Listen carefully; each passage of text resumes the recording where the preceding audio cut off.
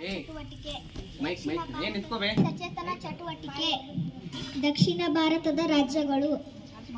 ದಕ್ಷಿಣ ಭಾರತದ ಮುಖ್ಯ ರಾಜ್ಯಗಳು ಆಂಧ್ರ ಪ್ರದೇಶ, ತೆಲಂಗಾಣ, ಕರ್ನಾಟಕ, ಕೇರಳ ಮತ್ತು ತಮಿಳುನಾಡು ಆಗಿವೆ. ಜೊತೆಗೆ ಪುದುಚೇರಿ ಮತ್ತು ಲಕ್ಷದ್ವೀಪಗಳಂತಲೂ ಕೇಂದ್ರಾಡಳಿತ ಪ್ರದೇಶಗಳು ಸೇರಿವೆ. ಈ ರಾಜ್ಯಗಳು ದ್ರಾವಿಡ ಭಾಷೆಗಳನ್ನು ಹೊಂದಿವೆ, ಆದರೆ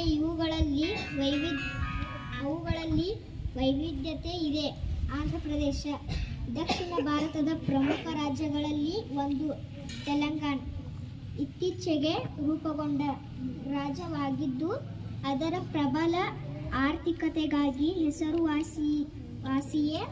ಕರ್ನಾಟಕ ವಿಶಿಷ್ಟ ಸಂಸ್ಕೃತಿ ಮತ್ತು ಭಾಷಾ ವೈವಿಧ್ಯತೆಯನ್ನು ಹೊಂದಿದೆ. ಕೇರಳ ತನ್ನ ಸುಂದರ ಕಡಲ ತೀರಗಳು ಮತ್ತು ಸುಂದರ ನೈಸರ್ಗಿಕ ದೃಶ್ಯಗಳಿಗೆ ಹೆಸರುವಾಸಿಯಾಗಿದೆ. ತಮಿಳುನಾಡು ದ್ರಾವಿಡ ಸಂಸ್ಕೃತಿಯ ಒಂದು ಪ್ರಮುಖ ಕೇಂದ್ರ.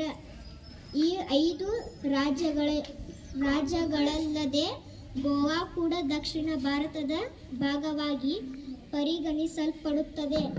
ಆದರೂ ಅದರ ಭಾಷಾ ಮತ್ತು ಸಾಂಸ್ಕೃತಿಕ ವೈಶಿಷ್ಟ್ಯಗಳಿಂದಾಗಿ ಇವತ್ತಿನ ಒಂದು ಸಚೇತನ ಚಟುವಟಿಕೆ ದಕ್ಷಿಣ ಭಾರತದ ರಾಜ್ಯಗಳು. ದಕ್ಷಿಣ ಭಾರತದ ರಾಜ್ಯಗಳಂದರೆ ನಮ್ಮ ಭಾರತದ ದಕ್ಷಿಣಕ್ಕೆ ಇರುವಂಥ ರಾಜ್ಯಗಳಿಗೆ ದಕ್ಷಿಣ ಭಾರತದ ರಾಜ್ಯಗಳಂತ ಕರಿತಾ ಇದ್ದೇವೆ. ಈ ದಕ್ಷಿಣ ಭಾರತದ ರಾಜ್ಯದಲ್ಲಿ ಏನಪ್ಪಾ ಅಂದರೆ ಒಂದು ರಾಜ್ಯವನ್ನು ಹೊರತುಪಡಿಸಿ ಅಂತ ಹೇಳಿದಂಥ ಒಂದು ರಾಜ್ಯ ಗೋವಾ. ಅದು ಯಾವ ಕಡೆಗೆ ಬರ್ತದ? ಪಶ್ಚಿಮಕ್ಕೆ ಬರ್ತದೆ ಅಂತ ಹೇಳಿದ್ರು. ಸೊ ಈ ಪಶ್ಚಿಮಕ್ಕೆ ಮತ್ತು ಪೂರ್ವಕ್ಕೆ ಹೊರತುಪಡಿಸಿ ದಕ್ಷಿಣಕ್ಕೆ ಇರುವಂಥ ರಾಜ್ಯಗಳನ್ನು ಮಾತ್ರ ಏನಪ್ಪ ಅಂತ ತಿಳಿಪಡಿಸಿದ್ದಾಳೆ. ಈ ದಕ್ಷಿಣ ಭಾರತದ ರಾಜ್ಯಗಳು ವಿಶೇಷವಾದಂತಹ ಒಂದು ಸಾಂಸ್ಕೃತಿಕ ನೆಲೆಯನ್ನು ಹೊಂದಿದ್ದಾವೆ. ಇವು ರಾಜ್ಯಗಳು ಯಾಕಪ್ಪ ಅಂದರೆ ಇಲ್ಲಿ ಸಾಂಸ್ಕೃತಿಕ ನೆಲೆಯನ್ನು ಹೊಂದಕ್ಕೆ ಪ್ರಮುಖವಾದ ಕಾರಣ ಏನಪ್ಪಾ ಅಂದರೆ ಇಲ್ಲಿ ಆಳ್ವಿಕೆ ಮಾಡಿದಂಥ ರಾಜ್ಯ ಮನೆತನಗಳು. ಇಲ್ಲಿ ಸಾಕಷ್ಟು ರೀತಿಯಂಥ ರಾಜ್ಯ ಮನೆತನಗಳನ್ನು ಆಳ್ವಿಕೆ ಮಾಡಿದಾವೆ. ಉದಾಹರಣೆಗೆ ಚಾಲುಕ್ಯರಾಗಿರ್ಬೋದು, ಹೊಯ್ಸಳರಾಗಿರ್ಬೋದು, ಪಲ್ಲರಾಗಿರ್ಬೋದು, ಜೊತೆಗೆ ಏನಪ್ಪ ಅಂದರೆ ವಿಜಯನಗರ ಸಾಮ್ರಾಜ್ಯದವರಾಗಿರ್ಬೋದು, ಅದೇ ರೀತಿಯಾಗಿ ಹೊಯ್ಸಳರು ಮತ್ತು ಸುಲ್ತಾನರು ಸದ್ಯಕ್ಕೆ ಬರ್ತಾರೆ. ಸೊ ಅವರೆಲ್ಲ ಏನಪ್ಪ ಅಂದ್ರೆ ಆಳ್ವಿಕೆ ಮಾಡಿದ ಪರಿಣಾಮವಾಗಿ ಹಲವಾರು ರೀತಿಯಂಥ ಸಂಸ್ಕೃತಿಯನ್ನು ಇಲ್ಲಿ ಬಿಟ್ಟು ಹೋಗಿದ್ದಾರೆ. ಆ ಸಂಸ್ಕೃತಿಯ ಆಧಾರಿತವಾಗಿ ಏನಪ್ಪ ಅಂದರೆ ಇವು ಸಂಸ್ಕೃತಿಯಿಂದ ಸಂಪದ್ಭರಿತವಾದಂಥ ರಾಜ್ಯಗಳು ಅಂತ ನಾವು ಏನು ಮಾಡ್ತಾ ಇದ್ದೇವಪ್ಪ ಅಂದರೆ ಕರಿತಾ ಇದ್ದೇವೆ. ಜೊತೆಗೆ ಇಲ್ಲಿನ ಮಾತನಾಡುವಂಥ ಭಾಷೆ ಏನಪ್ಪ ಅಂದರೆ ದ್ರಾವಿಡ ಶೈಲಿಯ ಭಾಷೆಯನ್ನು ಏನಪ್ಪ ಅಂದರೆ ಇಲ್ಲಿ ಮಾತನಾಡ್ತಾ ಇದ್ದಾರೆ. ದ್ರಾವಿಡ ಭಾಷೆಗಳನ್ನೇ ಏನಪ್ಪ ಅಂದರೆ ಇಲ್ಲೇ ಪ್ರಮುಖವಾಗಿ ಬಳಸ್ತಾ ಇದ್ದಾವೆ ಈ ರಾಜ್ಯಗಳಲ್ಲಿ. ಈ ರಾಜ್ಯಗಳನ್ನು ನಾವು ಇಲ್ಲಿ ಹೆಚ್ಚು ಏನಪ್ಪ ಅಂತಂದ್ರೆ ಆದಾಯ ತರುವಂತಹ ಒಂದು ರಾಜ್ಯಗಳಾಗಿದ್ದಾವೆ. ಪ್ರಮುಖವಾದ ಕಾರಣ ಏನಪ್ಪ ಅಂದರೆ ಇಲ್ಲಿ ಆರ್ಥಿಕವಾಗಿ ಕೈಗಾರಿಕೆಗಳ ಸ್ಥಾಪನೆ ಅಂತ ಹೇಳಬಹುದು.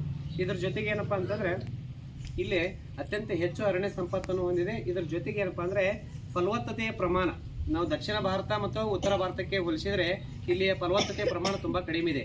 ಸುಮಾರು ಅಂದಾಜು 1.9 ಏನಪ್ಪ ಅಂದರೆ ಫಲವತ್ತತೆ ಪ್ರಮಾಣ ಏನಪ್ಪ ಅಂದರೆ ಈ ಒಂದು ದಕ್ಷಿಣ ಭಾರತದ ರಾಜ್ಯಗಳಲ್ಲಿ ಕಂಡು ಬರ್ತಾ ಇದೆ. ಇದರ ಜೊತೆಗೆ ದಕ್ಷಿಣ ಭಾರತದಲ್ಲಿ 2 ಕೇಂದ್ರಾಡಳಿತ ಪ್ರದೇಶಗಳು ಸೇರ್ತಾವೆ. 2 ಕೇಂದ್ರಾಡಳಿತ ಪ್ರದೇಶಗಳನ್ನ ಹೇಳಿದರು. ಒಂದು ಏನಪ್ಪ ಅಂದರೆ ಪಾಂಡಿಚೇರಿ, ಇನ್ನೊಂದು ಲಕ್ಷದ್ವೀಪ. ಸೊ ಇವು ಸಹಿತ ಏನಪ್ಪ ಅಂತಂದ್ರೆ ಪ್ರೇಕ್ಷಣೀಯ ಸ್ಥಳಗಳು. ಅತಿ ಹೆಚ್ಚು ಪ್ರೇಕ್ಷಣೀಯ ಸ್ಥಳಗಳನ್ನು ಸಹಿತ ಹೊಂದಿರುವಂತಹ ರಾಜ್ಯಗಳು ಈ ದಕ್ಷಿಣ ಭಾರತದಲ್ಲಿ ಸೇರ್ತಾ ಇದ್ದಾವೆ.